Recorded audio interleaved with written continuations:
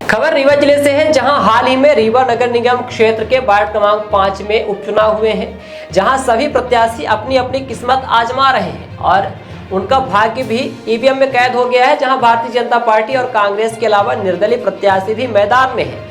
आपको बता दें कि बीजेपी पार्टी से टिकट न मिलने पर अरुण तिवारी मुन्नू निर्दलीय उम्मीदवार के रूप में वार्ड क्रमांक 5 से चुनाव लड़ रहे हैं, जिनका विरोध पार्टी के द्वारा पहले भी किया गया। लेकिन एक मामला सामने आया है, जहां सीसीटीवी फुटेज सबको हैरान कर देने वाला है।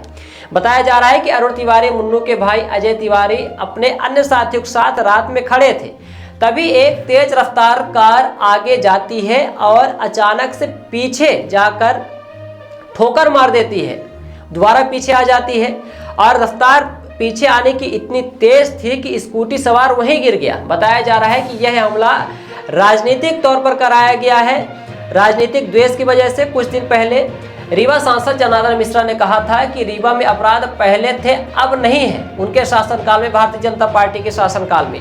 अब देख सकते हैं कि किस तरह से लोगों को चैन की हवा लेने में भी दिक्कत हो रही है। कब किसके ऊपर हमला हो जाए भगवान ही मालिक है। आप वीडियो में देख सकते हैं कि किस तरह से कार से निर्दलीय भाजपा प्रत्याशी के भाई पर हमला किया गया।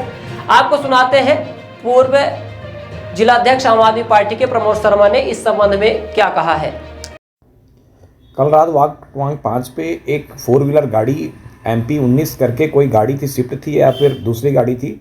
इस पे जो है 5 के निर्दलीय पार्षद के रूप में चुनाव लड़ रहे मुन्नू अरुण तिवारी के भाई अजय तिवारी के ऊपर बैक कर हमला किया, जानलेवा जान से मारने की कोशिश की गई। इस पे जो है मैं राजेंद्र शुक्ला जी से सवाल पूछना चाहता हूँ, क्या कारण है कि आपके यहाँ कोरेक्स बिकवाते जो है, क्या ये सुपारी किलिंग का खेल शुरू हो गया? और इसका जो है कारण सिर्फ और सिर्फ आप हैं कि बताइए कि जब आपने इस चुनाव के दौरान जो है अपने पूरे सायरन, अपने गार्ड, अपने पूरे उप मुख्यमंत्री होने का साथ में साजो सामान लेके जब यहाँ पहुँचे तो लोगों के मन में क्या गया कि आप जो है पूरी तरह से जो है आचार संहिता का पालन नहीं कर रहे हैं। उसके बाद ये घटना आपके जो है जनार्दन जी जो है उटपटांग बात बोलते, किसी के लिए आपने बोला नहीं कि आपके पिताजी जो है ये श्रीनिवास तिवारी के जी के ज़माने में अकूत संपत्ति का अर्जन नहीं किया? क्या वो किसी प्रकार गुंडा थे जो उन्होंने पैसा इस प्रकार कमाया? क्या वो आतंक मचाते थे? उस समय तो इतना नहीं, आज के ज़माने में उनके कार्यकाल की अपेक्षा आपके कार्यकाल में अगर क्राइम रिपोर्ट निकाली जाए तो आपके क्षेत्र में विधानसभा जिस प्रकार सिमरिया में आतंक मचवाया आपने, उसी प्रकार रीवा में लगातार चल रहा है। तो ये क्या क्यों ना समझे पब्लिक कि आपके द्वारा जो है यहाँ पर अपने न्यायिक व्यवस्था आप नहीं कर पा रहे हैं। आप किस तरह के उप मुख्यमंत्री हैं और कैसे विधायक हैं रीवा के, मुझे जैसे बहुत आप इस बात से बड़ा दुख हूँ मैं कि जिस प्रकार की घटना कल रात को घटी। और इसका जवाब जो है सांसद और राजेंद्र शुक्ला से पूछना चाहता हूं, क्यों ना माना जाए कि आप जो है आतंक को पैदा करने वाले और भ्रष्टाचार को तो कोई पूरा बच्चा जानता है कि आर्थिक अपराध के प्रिंसिपल माननीय आप हैं। और इस चीज़ पर और साथ ही मैं जनार्दन जी से पूछना चाहता हूं कि क्या आपको याद है कि जो है पिछले 20 सालों से लेकर अभी तक कितने क्राइम, किस क्लब के क्राइम पिछले ज़माने की अपेक्षा कितने बड़े क्राइम हो रहे हैं? क्या आपको ये नहीं कि अवैध उत्खनन का मामला कैसे हो गया? पूरे गरीबों की जो है किस प्रकार से जो है माननीय के जब खनिज मंत्री थे तो कैसे गरीबों के, किसानों के अल्ट्राटेक ने के जो हो गया है उसमें कैसे ज़मीन को एक साथ में जो है अनुबंध कर लिया गया बिना आज्ञा के। आज लोग भूख के कगार पे हैं। कैसे इन्होंने ज़मीन को रेवड़ी के भाव में व्यापारियों को बेच दिया। कैसे इनके 32 मिलर जो है एक साथ अभी हाल में ही जो है 250 करोड़ के चावल हजम कर गए, 1 रुपये जमा नहीं किए। और इनका ही भेजा अधिकारी जिसको बाद में सस्पेंड किया गया वो अब कटनी का मुख्य प्रबंधक बन गया। और जिसके द्वारा इनके साथ में जो इनका खर्चा करने वाला, चलाने वाला अनिल बुधवानी है, अनिल बुधवानी ने जो है करीब 58 करोड़ रुपए का चावल दबा दिया। उसके जो है उसको अब यहाँ से ब्लैक लिस्टेड हो गया। तो अब उसको खाद्यान्न कहाँ से मिल रहा है, उसको धान कहाँ से मिल रही है? कटनी और सीधी से। क्या ये सवाल आप पूछेंगे कि इनके ज़माने में, इनके पिताजी श्रीनिवास तिवारी जी के ज़माने में कैसे पैसा कूद कमाए और क्यों इनका बढ़ोतरी होती रही?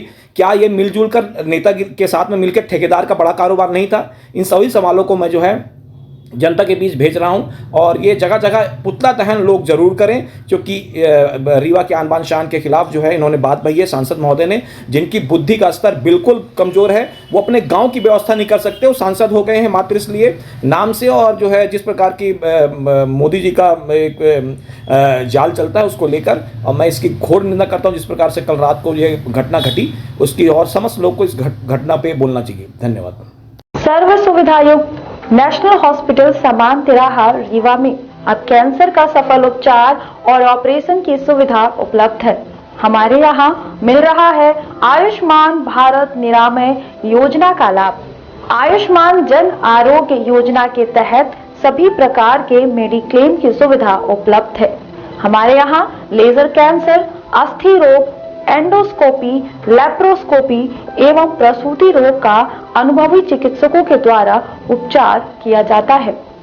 कैंसर के इलाज एवं ऑपरेशन अब रीवा के नेशनल अस्पताल में उपलब्ध है। नेशनल हॉस्पिटल के संचालक डॉक्टर अखिलेश पटेल के द्वारा उपलब्ध करवाई जा रही हैं सभी सुविधाएं। आयुष्मान से संबंधित किसी भी प्रकार की जानकारी के लिए संपर्क करें मोबाइल नंबर 9691288560 पर या फिर संपर्क करें 7566831551 पर। हमारा पता है नेशनल हॉस्पिटल समान तिराहा रीवा।